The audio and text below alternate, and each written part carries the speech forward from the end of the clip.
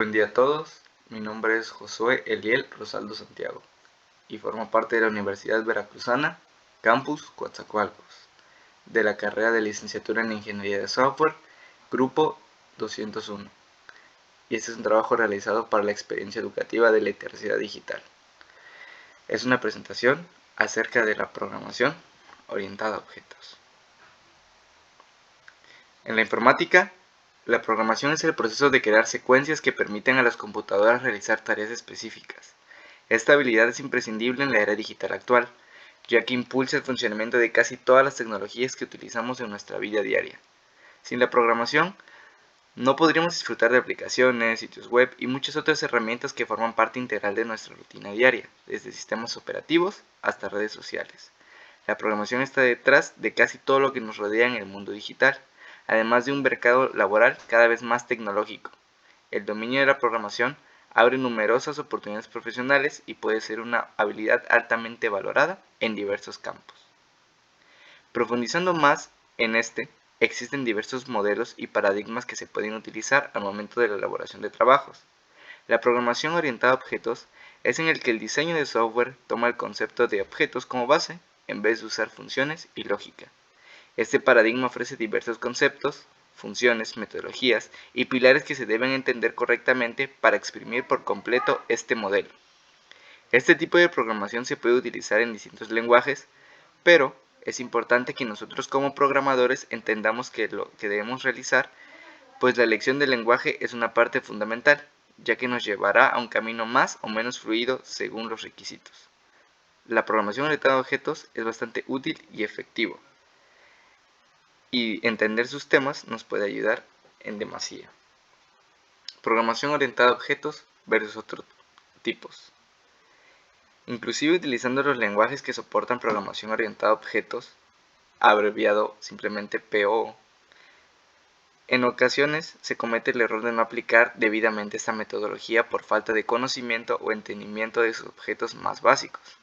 Por esto mismo, es importante recordar que cualquier sistema desarrollado utilizando la metodología PO debe cumplir con ciertas características esenciales, las cuales son diseño claro y ordenado del sistema, identificación exacta de clases y su correspondiente jerarquía, utilización adecuada del polimorfismo, definición clara de los métodos de cada clase, encapsulación y modularidad correcta de la información, manejo de excepciones y concurrencia, asociación entre objetos. La simple identificación de objetos en el desarrollo de sistemas a menudo se confunde con los aspectos enumerados anteriormente. Sin embargo, con este enfoque muchas veces no es suficiente para considerar que un sistema fue desarrollado mediante la tecnología de la PO. Por lo tanto, sería un error llamarlo simplemente programación orientada a objetos, porque la programación orientada a objetos implica ciertas funciones que deben implementarse precisamente para que un programa se clasifique como tal. Ahora comparamos la programación estructurada con la programación orientada a objetos. Por el lado de la programación estructurada, se pueden dar problemas de naturaleza algorítmica. Dada una cierta entrada, se produce una cierta salida. Se basa en estructura de datos y la información fluye a través de las estructuras y de llamados a funciones. Por su parte, la programación orientada a objetos tiene como puntos característicos el desarrollo de aplicaciones web y otros sistemas que se presten al modelado de objetos. Asimismo, se basa en objetos que tienen un estado y un comportamiento, y finalmente hay interacciones entre los objetos. Definición de clase.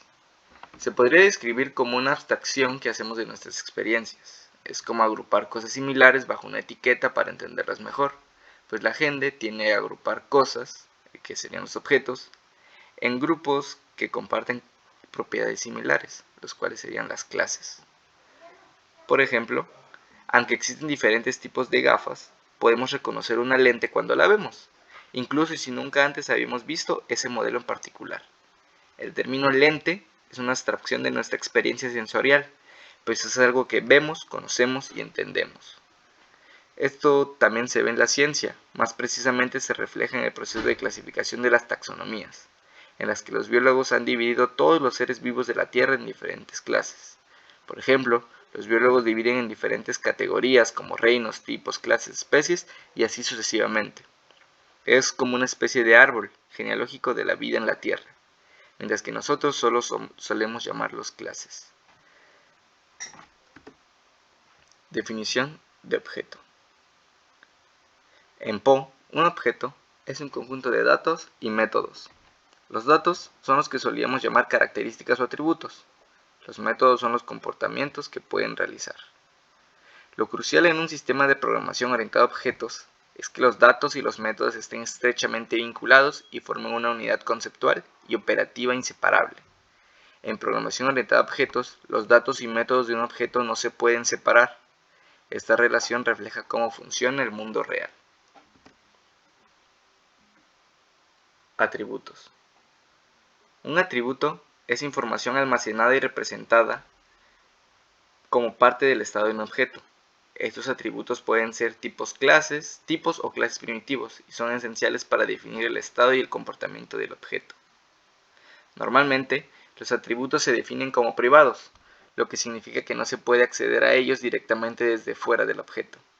En cambio, se accede a él a través de métodos públicos, lo que permite que el objeto controle qué operaciones válidas se pueden realizar. Métodos. La razón detrás de definir atributos en la vista privada es para tener un control sobre cómo cambia el estado del objeto y prevenir que evolucione hacia estados inconsistentes. Sin embargo, es importante establecer los medios para poder alterar el objeto, y los métodos son el sistema adecuado para ello. Los métodos pueden ser divididos en tres tipos considerando sus aspectos de sintaxis y semántica, comenzando por los constructores, que son los métodos que inicializan la instancia. También están los métodos genéricos, que son los que realizan acciones usando atributos. Y finalmente están los métodos de acceso directo a atributos, a los getters y setters. Estos métodos son opcionales y generalmente se usan en clases de tipo entidad, es decir, tienen persistencia en base de datos o en beans, donde corresponden a formularios. Si bien estos métodos son de naturaleza general, los distinguimos según reglas de estilo específicas. Los pilares de la programación orientada a objetos. Estos son fundamentos que gobiernan el diseño y la implementación de sistemas dentro de este paradigma.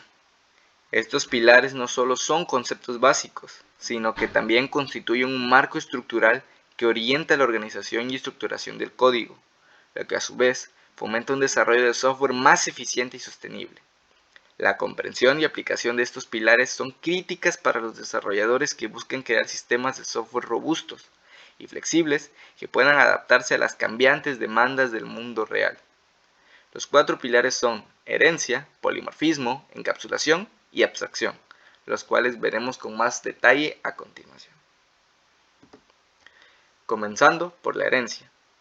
Esta puede ser la característica más importante de un sistema PO, ya que nos proporciona mayor potencia y productividad, además de ahorrarnos tiempo en la codificación y en la depuración de errores. Todos estamos familiarizados con el concepto de herencia biológica, así que continuaremos con el ejemplo taxonómico. Cuando hablamos, por ejemplo, de la clase león, podemos observar que hereda las características, llamados métodos en la PO, de todas las clases anteriores, que son como sus padres y también tienen sus propios métodos que son distintos a las otras clases.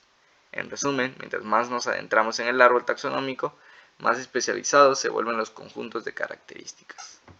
Y aquí tenemos una imagen de una clase carro y sus objetos, que vendrían a ser los diferentes modelos, como Polo, Mini o un Beetle. Por ejemplo, veamos qué hereda la clase león de sus clases padres. De la clase vertebrados, hereda que tiene una espina dorsal. De la clase mamíferos es que se alimenta de leche materna, cuando es un tan solo cachorro. Y de la clase carnívoros es que al crecer se alimentan de carne. La clase león hereda todos los métodos de sus clases padres y agrega nuevos métodos que conforman su clase y que las distinguen de otras clases. Por ejemplo, el color de su piel o la gran melena para los machos. Polimorfismo. Nos referimos a la propiedad de los objetos de reaccionar de diferentes maneras ante el mismo mensaje.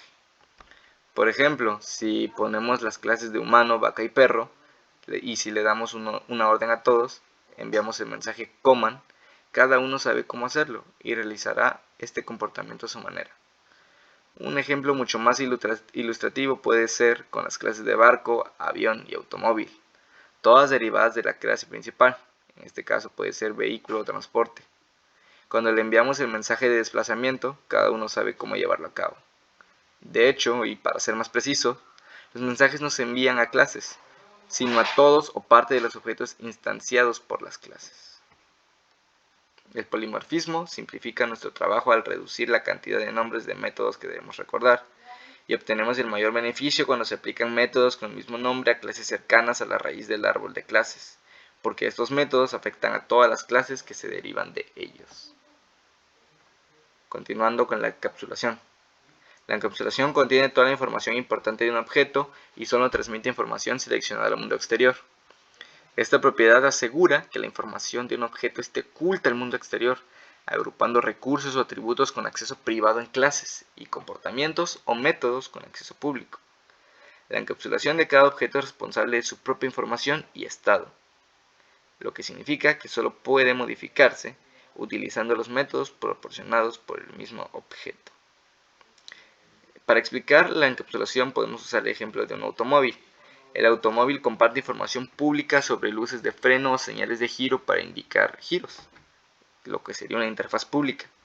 En lugar de eso, ocultamos la interfaz interna que representaría el mecanismo de accionamiento del automóvil debajo del capó.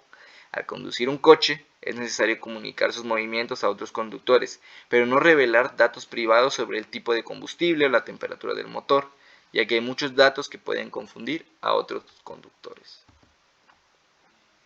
Finalmente está la abstracción. En la abstracción, el usuario interactúa solo con atributos y métodos seleccionados de un objeto, y utiliza herramientas simplificadas de alto nivel para acceder a un objeto complejo. En los sistemas de programación orientada a objetos, los programas suelen ser grandes y los objetos interactúan entre sí de manera significativa. La abstracción juega un papel clave en la gestión de códigos grandes y permite una adaptación más fácil a los cambios a lo largo del tiempo. Este concepto se basa en la idea de utilizar representaciones simples para abordar la complejidad. Los objetos y las clases actúan como abstracciones del código subyacente, ocultando detalles complejos al usuario. Por tanto, la abstracción amplía el principio de encapsulación. Para seguir con el ejemplo del coche, no es necesario conocer cada detalle de cómo funciona el motor para poder conducirlo.